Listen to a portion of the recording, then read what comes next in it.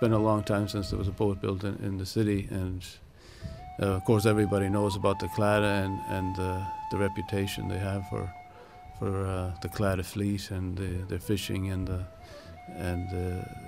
big history that's behind them. So it was great to hear it, that they were going to try to build a few boats. In our time, the revival started in the 70s, so as kids we would have heard about from our dad and people before us about the sailing, like, you know, and the turf and all that, and the racing and what have you. And then it kind of fell by the wayside until the revival started in the 70s, you know. And then there was a massive big interest. It came in our generation, like, you know, for sailing and the older generation. And I think the people of Cladaig or Galway were kind of left behind and all that, because they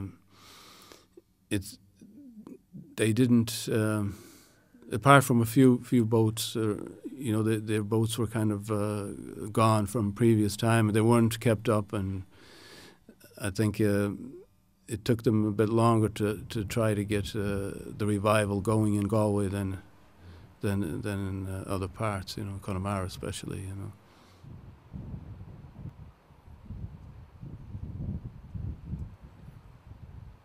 Basically, we were just a group of boat owners in the Cladaig. We used the place for fishing and sailing, whatever, like, over the years. And somebody mentioned that it was in disrepair, really. There was maintenance needed to be done around the quay walls and that, like, the beautiful stonework there was actually damaged and needed repair. And whereas there was a little bit of work done over the years, it seemed to be just lacking at that point around 2008 or so. So we just came together, a group of lads, with the view to maintaining all the way to the pier head. For instance, the pier head was falling into the tide. There was a major big stone step there, and it was overhanging, ready to go into the water, like, you know, and that's that kind of thing. So the name came about then. Some years previous to that, there was a group of Cladaig lads and City, basically Docks and Cladaig, that there was 4 or 5 glow chugs there. So they got together and set up a little club, and they called it Bodorian Cladaig.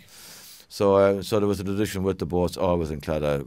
In my time, we were just basically motorboats, you know. The traditional hookers were almost extinct. And our traditional boat was on the quay wall, basically deteriorating in front of our eyes, which they were. And there was talks just around the time we started. There was a scheme, a national scheme, because in Connemara, over the years, they had a grant-aided scheme there where they got 75% of the cost of a restoration. Now, in fairness, that's the reason you have the hookers in Connemara, and it was great. But the city didn't qualify because we were outside the Gaeltacht. So there was talks in around 07, 08, they were going to take the city fleet and do a restoration. And that's how we came on George Ice, our famous boat builder, the man that went on to build our new hooker, made history.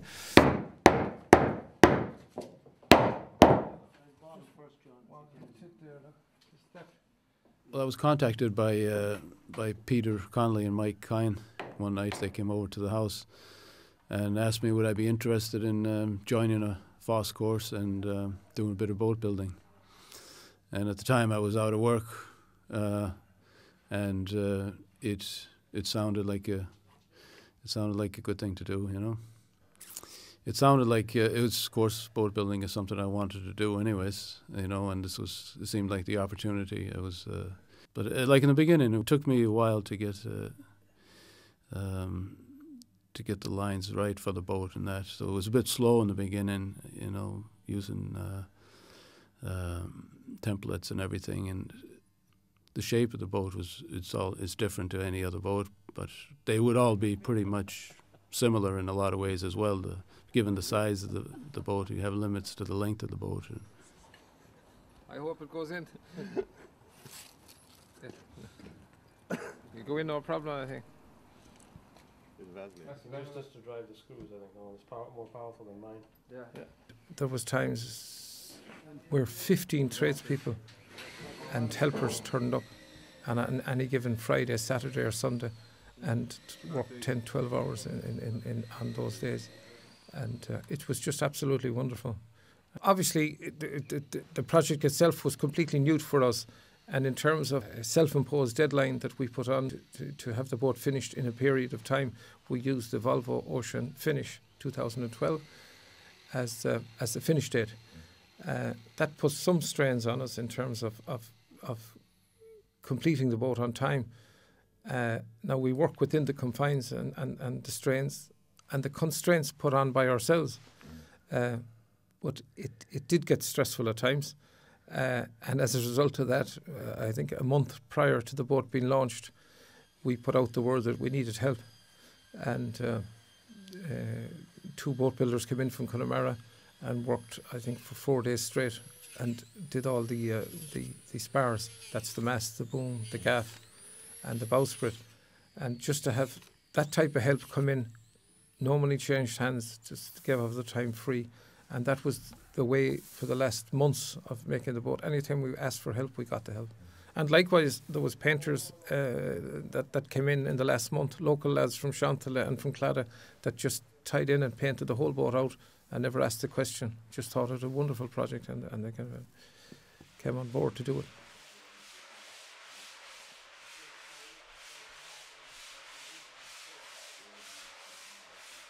I've been working on it for about maybe 5 or 6 weeks, just volunteering every Saturday, helping out in small ways.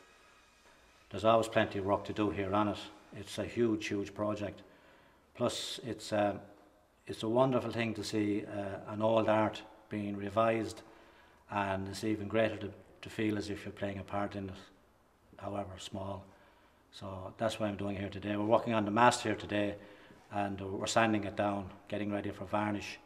So it's just great to see it, the tradition being brought back, and seeing the boats, these Cladaig boats, back on the water in the harbour of Galway again.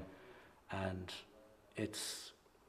I think it's fantastic that the young people can see what's happening here in Galway, and hopefully now it'll be picked up by the people, the powers that be, and they will take care of this and look after it, because it takes a lot of work, a lot of effort, and it takes a lot of money to put into it as well to keep it going.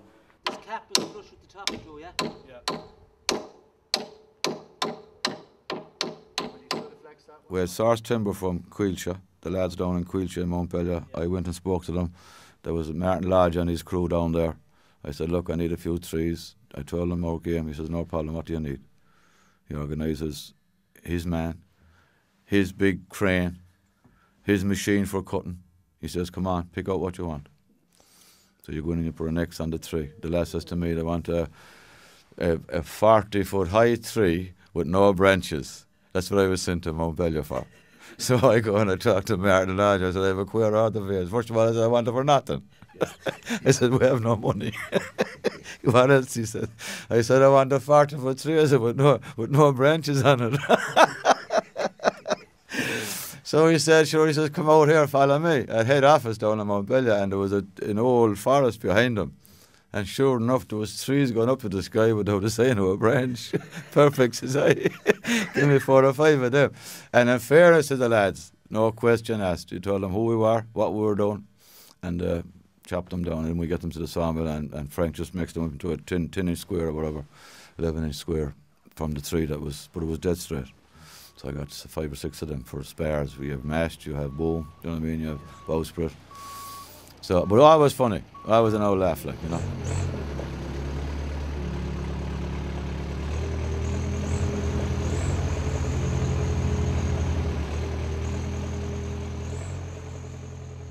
So the day comes to be to bring her out of the shed, and that was a day we were, I suppose, working towards for the longest time. But it was a tricky day because you wouldn't have facility of crane or, you know, any kind of hydraulic, you know, lifts or anything like that. So you're working on a couple of skates and trying to drag it with a teleporter. Now, the teleporter driver was excellent.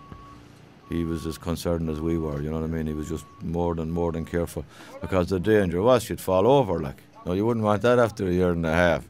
So in fairness, there was help came from all over Shantala. Everyone that passed came in to give us a hand. Now, some of them might have been in the way, but sure, you wouldn't worry about that. My own sister, she lives across the street, she came over and said, "You're not good unless you bring over tea or something like. You're not good here standing in the way." So everybody came and saw her going out. So she eventually went out, and the teleporter, once he got her into space in the outer yard, he could then put her onto the trailer. Like that, a friend of mine came on the scene. I didn't know he was coming. He was there on the day with a big trailer for his cruiser. So the cruiser trailer arrives, and the guy that owns it, my friend's buddy, spent his day looking after us, helping us, and getting it onto this trailer to get it to the docks. Plan was to get it out of the yard and get it to the docks on that day. So it was about 9 o'clock that night that we got to the docks eventually and just put the brakes on for the night. And the lift was arranged then for the following morning. I saw her passing down Lower Salt Hill there, and I went along by Father Tom Brooke's statue. I thought it was unbelievable, because I never in my own head never saw it over the shed. Now maybe that's normal for a person that's stuck so much involved in it. I never saw it past the shed. I saw it being built. I knew exactly what it was going to look like the day she was finished, in the shed. Yes. But I never imagined it outside in the fresh air, and definitely not in the water. So we got from the shed, a hard old day. You had to keep propping it, lift her, make sure because she went over, she was gone. Like, you had a narrow gate, you had to negotiate getting out that narrow gate. That was a nightmare. And you have to even put fenders on it, to save her. So you finally got on the trailer, and away you go down to the docks, and you lift up in the docks to Quayside then for the night. And we have the harbour. In fairness to Brian Sheridan and the company there and the lads in the harbour company, anything you wanted down the harbour, we just said, "Can we come down?" "Yes, we need a crane." "No problem." "What time do you want it at?" "No problem." Everything was done. 100%.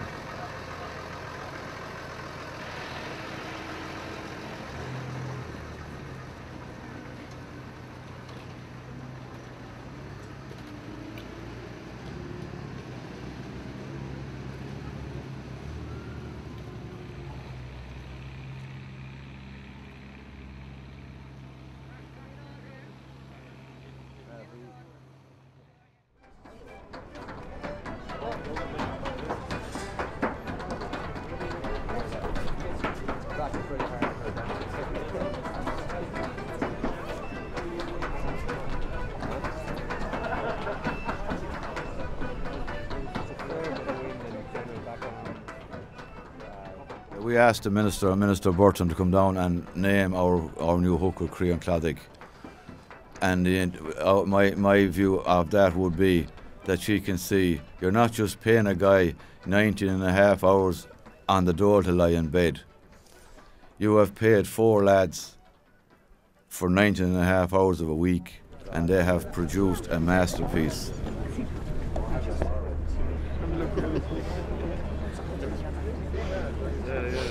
I know that not only has this been cooperation in terms of the Clada, but also in terms of people from Shantala. So it's probably one of the examples of the best kind of community operations that not only bring people together, but also showcase and liberate so many talents that are there. I've never actually launched a boat before, so I have to be told now what to do. But thank you all, and it's a great success for everybody. And well done.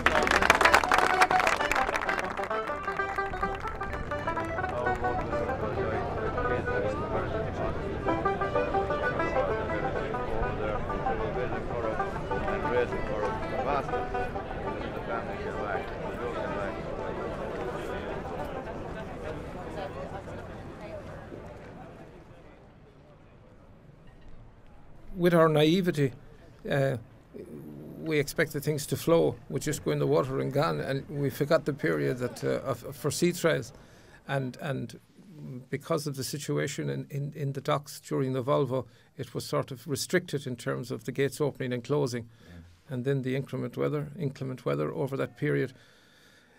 We really had to take the first opportunity we got to get into the boat and take it out and sail it. And I believe that happened midway through the week of the Volvo. High tide, and we sailed up and down the Clada. Dara Bailey sailed it first and did the first test up and down the Clada. And Pádraig Chase, and then myself. And Dara says, I'll never forget his comment. He says, take it up the river and take it down. So we sailed up to the temporary bridge and sailed it back down past the Bear Head. And he says, if the swans nod on the third time, the boat has passed the test. So Did they? they nodded outside Nemo's.